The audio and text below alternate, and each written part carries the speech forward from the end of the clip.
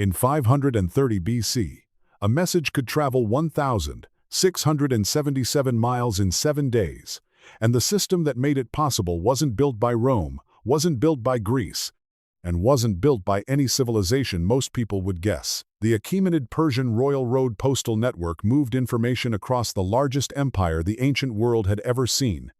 And it did so with a speed-to-reliability ratio that your company's Slack workspace still can't match. Slack, by the way, is the tool Stuart Butterfield built from the wreckage of a failed video game called Glitch, which makes the comparison even more painful. The Persians solved problems in organizational communication that a $26 billion enterprise software industry continues to get wrong. And that failure drains the average knowledge worker of 58% of their week, according to Asana's 2023 Anatomy of Work report. That number isn't a metaphor, it's a measurement. And once you see the structural parallels between a 2,500-year-old courier network and the tool pinging your phone right now, your entire understanding of workplace communication changes permanently. The Achaemenid Empire under Cyrus the Great, and later Darius I, covered roughly 3.2 million square miles at its peak, which made it larger than the continental United States and larger than the Roman Empire would ever become. More than 40 modern countries fit inside its borders. Governing that kind of territory meant running the ancient equivalent of FedEx, the IRS, and the Pentagon all at the same time, on horseback. Nobody could fly to Sardis for a quick sync, and nobody could hop on a video call with the satrap of Bactria. The core challenge wasn't military, and it wasn't economic, it was informational. Keeping coherent policy, tax collection, military coordination, and provincial loyalty across a space where a single rider would need months to cross from end to end required something no empire had built before. Darius answered that challenge with the Angaraean, the Royal Mounted Courier Relay System. The Royal Road, its primary artery, stretched roughly 1,677 miles from Susa, the imperial capital in modern-day Iran, all the way to Sardis in western Anatolia, which is modern Turkey. Along that road, Darius constructed 111 relay stations called Piradesish in Old Persian, each one spaced about a day's ride from the next. Every station held fresh horses, fresh riders, and standardized message protocols, and that last detail is the one most people overlook entirely. Each courier rode at full gallop from one station to the next, and when he arrived, he didn't rest. The message, often a sealed clay tablet or a scroll written in Aramaic, the empire's administrative lingua franca, passed immediately to the next rider, who was already mounted and waiting. No delays, no searching for the right person. The next courier stood ready, because the entire system ran on anticipation rather than reaction. What Claude Shannon would mathematically prove in 1948, that every communication channel has a capacity limit, and that noise degrades signal, Darius understood intuitively 2.5 millennia earlier. You don't speed up the channel, you engineer the handoff. Herodotus, the father of history himself, compared the system to a relay torch race at the Greek festivals, where each runner carried the flame one segment and then passed it forward. His exact description gave us the line about neither snow nor rain nor heat nor gloom of night stopping couriers from completing their rounds. That line, the one carved into the James Farley Post Office in New York City, was written about Persian riders in 430 BC and not about the U.S. Postal Service. The Americans borrowed it, but the Persians invented it. And 2,000 years after Darius, Genghis Khan studied and replicated the same system as the Yam, the Mongol postal relay that held his own empire together. The blueprint was Persian from the beginning. Speed, though, only accounted for half of what made the Angaraean work. The other half was routing intelligence. Not every message traveled the royal road. Darius established subsidiary routes branching into every satrapy, the 20 to 36 provincial administrative districts, each governed by a satrap who functioned as a regional executive. Messages from Persepolis to Egypt followed a completely different path than messages bound for Gandhara. Military dispatches moved on separate couriers from tax records, and royal decrees carried priority routing, the ancient equivalent of an urgent flag that actually meant something. Pierre Bryant, probably the foremost living authority on Achaemenid Persia, described the Angaraean less as a postal system and more as a nervous system, a network architecture where signal type determines signal path. The security layer ran just as deep. Every message carried the king's cylinder seal, a carved stone roller pressed into clay to produce an authentication signature. Any message arriving without the proper seal told the receiving satrap that something had been compromised. The Persians built authentication protocols before the word protocol even existed. One of these seals sits in the British Museum today, a small stone cylinder that functioned, in every structural sense, like a cryptographic key. Xenophon, the Greek historian and soldier, noticed something that went beyond speed. The Angaraean was predictable. Officials could calculate almost to the day when a message sent from Susa would reach Sardis. That predictability allowed the satraps to plan with confidence because they didn't need to wonder whether Darius had received their border report. They could estimate exactly when the response would arrive. The system built organizational trust through temporal reliability, and that turned out to be worth more than raw velocity. But there's one more layer before we connect all of this to your Monday morning channel chaos. Darius also built something called the Eyes and Ears of the King, a network of royal inspectors who traveled the empire independently and reported directly to the throne. These weren't couriers, they were auditors. Their job was to verify that satraps were actually doing what their dispatches claimed, which created a parallel information channel designed to prevent what economists now call information asymmetry. When the people generating reports have every incentive to make those reports look favorable, you need a separate source of truth. Darius invented the internal audit function roughly 2,400 years before Sarbanes-Oxley made it a legal requirement. The full system operated in layers. The Angaraean handled fast, routed, authenticated communication. Satrap reports provided regular administrative updates. The Eyes and Ears delivered independent verification. 3 distinct channels, each carrying a different purpose, a different trust level, and a different speed. That layered architecture mirrors what ARPANET's designers built into packet switching networks in 1969, where different data types receive different routing priorities and different verification protocols. The topology stayed identical across 25 centuries, and only the medium changed. Here's where it connects. The Angaraean wasn't just a messaging system, it was an information architecture, and it maps precisely onto the architecture that makes effective workplace communication function. It also maps onto every structural failure baked into Slack, Microsoft Teams, Notion, and most enterprise communication tools on the market today. Dedicated routes in the Persian system correspond to channels in Slack. Priority routing for royal decrees corresponds to notification tiers, except nobody configures them. Persian messages went to the specific satrap who needed them, while Slack messages broadcast to everyone in the channel whether they need the information or not. The Persian system centered on the receiver's ability to act, and Slack centers on the sender's desire to transmit. That inversion is the root of the problem. Slack functions less as a communication tool and more as an interruption tool that happens to carry messages. A 2022 study in MIT Sloan Management Review found that the average knowledge worker checks messaging apps every 6 minutes, and a Persian courier spent exactly 0% of his ride composing a status update about the ride itself. He rode, he handed off, and he was done. The first principle is dedicated routing, and it comes straight from the royal road. Darius didn't build one road and force everything onto it. He built an arterial system where the royal road served as the primary trunk line, branch roads handled regional traffic, and military communications moved on separate couriers with separate priority. Tax records traveled on their own schedule entirely. Drawn on a map, the whole thing looks exactly like what network engineers call a hub-and-spoke topology, a central backbone with dedicated branches for different traffic types. Most companies use Slack the opposite way. General channels mix product launch updates with questions about where the extra monitors are stored. Project channels bury actual decisions under reaction emojis and tangential threads. There's no routing logic at all, and everything flows through the same river at the same speed. Cal Newport, the Georgetown computer science professor who wrote A World Without Email, calls this the hyperactive hive mind, a workflow built on shooting messages back and forth in real time.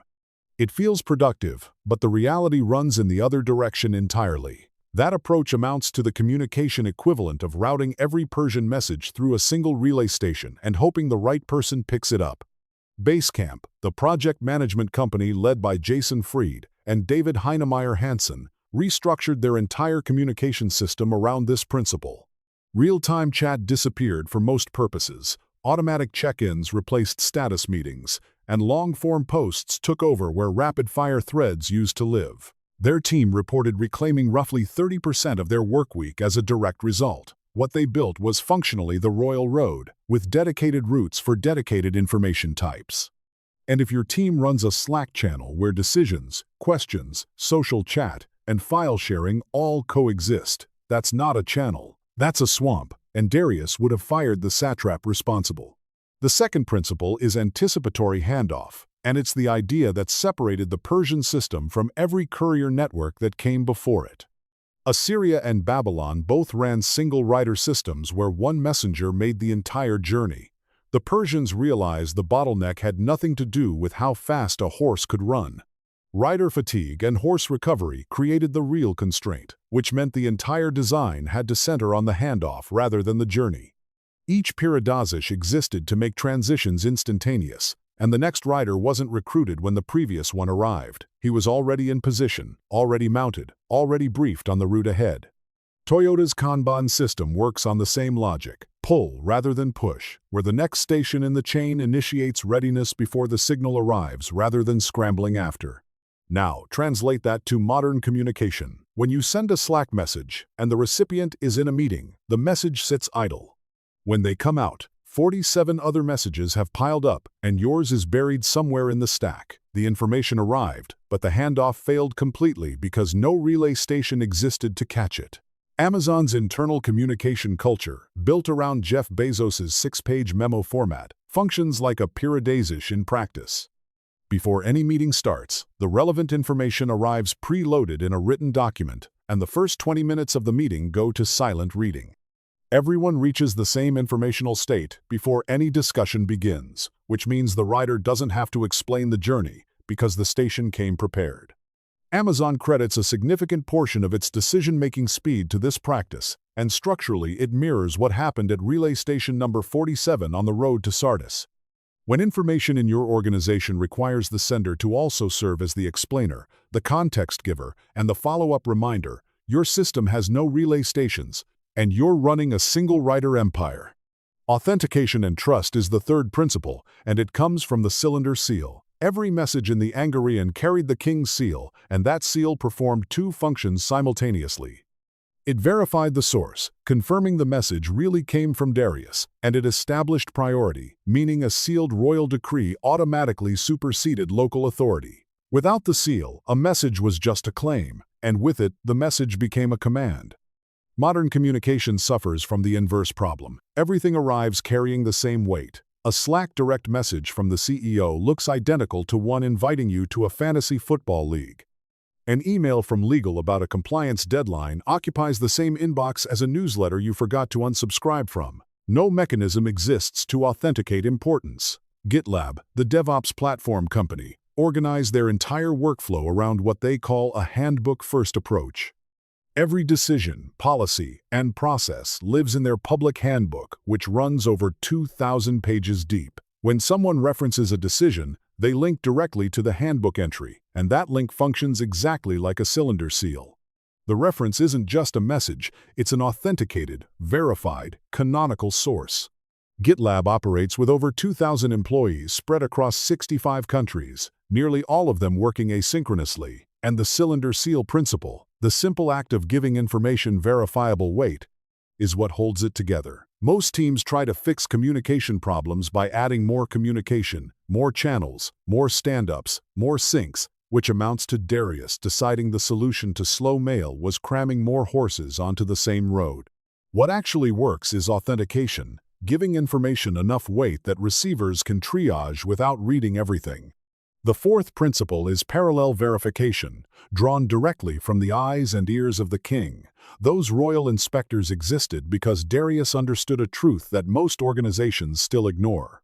The people generating reports carry every incentive to make those reports look good. A satrap in Lydia was never going to send a dispatch admitting he was doing a terrible job, which meant Darius needed an independent channel reporting on the same subjects from outside the satrap's control. Spotify's squad model, developed during its period of rapid growth, built something structurally close to this. Squads, the small, cross-functional teams, held autonomy over their work, but chapters and guilds, the horizontal groups spanning multiple squads, created parallel information channels. An engineer in a squad reported to their squad lead on product progress, while simultaneously belonging to an engineering chapter that discussed technical practices independently. When a squad started making a catastrophic architectural decision, the chapter surfaced the problem even if the squad's own reporting looked perfectly clean. Two channels covered the same information domain but answered to different incentive structures, and that difference in perspective caught failures that a single reporting path would have missed entirely. If your organization only allows information to flow in one direction, up through the manager, to the director, to the VP, you've inherited the satrap problem and you need eyes and ears, a parallel channel that doesn't answer to the same hierarchy. The fifth principle is temporal reliability, and it starts with a question nobody thinks to ask about communication tools. What if the most valuable feature of a messaging platform isn't speed at all? And what if predictable boringness actually matters more than instant delivery? Xenophon's observation about the Angarian targeted exactly this point. He didn't praise the system's speed, he praised its regularity. Satraps could plan with confidence because they knew, within a narrow window, when information would arrive and when responses would come back. A message that arrives in 3 days every single time carries more operational value than a message that arrives in 1 day or 7 days unpredictably, because predictability beats velocity when you're trying to coordinate action across distance. Real-time communication tools fail at precisely this. Slack delivers messages instantly in theory, but actual response times swing wildly between 30 seconds and 30 hours. Nobody can plan around that kind of variance, and nobody can build reliable workflows on top of it. The rational response in an unpredictable system is to ping again, and before long you've built a culture of interruption that disguises itself as a culture of responsiveness. Automatic, the company behind WordPress, employs over 1,900 people across 90 countries and runs almost entirely on asynchronous communication through an internal platform called P2. Their key design choice centered on making expected response times explicit. A P2 post tagged urgent expects a reply within hours, while a regular post expects a reply within a day or two, and everyone on the team knows the cadence. Nobody refreshes a thread every 10 minutes wondering whether the message landed. Automatic didn't build a faster version of Slack. They rebuilt the temporal reliability of the Angarian, prioritizing predictability over speed. What the Persians figured out 2,500 years ago, and what the enterprise communication industry continues to miss, reduces to a single unified principle. Effective communication has nothing to do with speed and everything to do with architecture. Dedicated routing, anticipatory handoffs, authentication of importance, parallel verification, and temporal reliability aren't 5 separate ideas. They all express the same structural truth, that a communication system's value comes not from how fast a message can be sent, but from how reliably the right information reaches the right person in a state where they can act on it. Darius knew it, Shannon proved it mathematically, Toyota operationalized it. And every time you open Slack to 47 unread messages scattered across 12 channels, you're living the consequences of ignoring it. Here's the uncomfortable part. The Angarian didn't collapse because of outside invasion. Later, Persian kings allowed the relay stations to decay while riders went unfunded and routes fell into disrepair. The system died from internal neglect, from treating communication infrastructure as a cost to minimize, rather than an architecture to maintain. Every company that defaults to just throw it in Slack is repeating the same mistake Artaxerxes III made in 340 BC, and the system rots from the inside in exactly the same way. The next time you open your messaging tool to a wall of noise, ask yourself whether a Persian courier would have delivered all of that to the same door, or whether Darius would have built different roads. The best communication systems aren't built with faster tools, they're built with better routing, and you just didn't have the vocabulary for it until now. Ancient Persia and modern workplace communication sit about as far apart as 2 fields can get, but the underlying architecture connects everywhere. That's what this channel does, finding hidden structures that link things nobody thinks to compare. If you want to see how Roman military logistics explains everything wrong with your product launch strategy, subscribe, because that one is coming next week. And drop a comment with the worst swamp channel you've ever been trapped in, the Slack channel where messages go to die, because those horror stories are always worth hearing.